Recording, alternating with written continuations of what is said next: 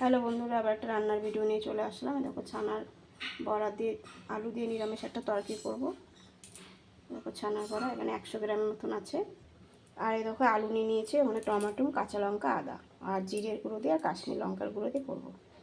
তেলটা গরম হয়ে গেছে, আলুটাকে ভেজে নিই। একটু লবণ দিয়ে দিলাম, এখানে হলুদ দিয়ে দিলাম,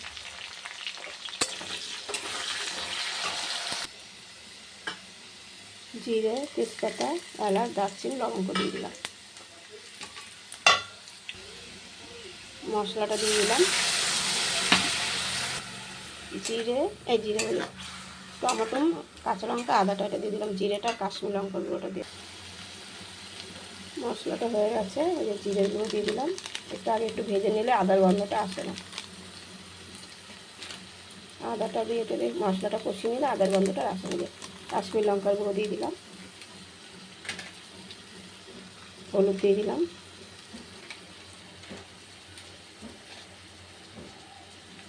একটু লবণ দিয়ে দিলাম, মশলা ধোয়ার বাটির জলটা দিয়ে দিলাম। মশলাটা কষানো হয়ে গেছে, দেখো তেল বেরিয়ে গেছে। এবার জল দিয়ে দেবো।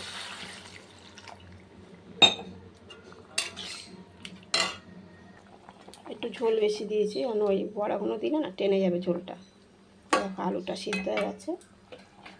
বড়াটা অনেকে রেখে দেয় না ঝোলে, আমি কিন্তু ঝোলে দিয়ে দিলাম। ঝোলে দিলে একটু নুন ঠুন সব কিছু ঢোকে, টেস্টটাও ভালো লাগে খেতে। আমার তরকারিটা হয়ে এসছে, একটু হবে। আর এই দেখো চিনি দিয়ে দিলাম। ঝোলে দিয়ে এই 5 মিনিটের মতো 1 মিনিটের মতো একটু ফুটাবো, বেশিক্ষণ ফুটাবো না। এই দেখো আর একটু পরে নামিয়ে দেবো। এই দেখো বন্ধুরা, রান্নাটা হয়ে এসছে। একটুখানি ঘি দিয়ে দিলাম,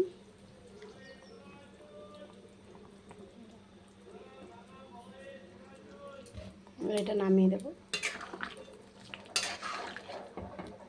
বড়াগুলোর মধ্যে পুরো ঝোল ঝোল সব ঢুকে যায়। এই দেখো বন্ধুরা, রান্না হয়ে গেছে, বেশিক্ষণ সময় লাগে না। তোমরাও রান্না করে খেয়ে দেখবে। আর খুব সুন্দর টেস্টি ঝোলটা হয়েছে, অবশ্যই রান্না করে খেয়ে দেখবে।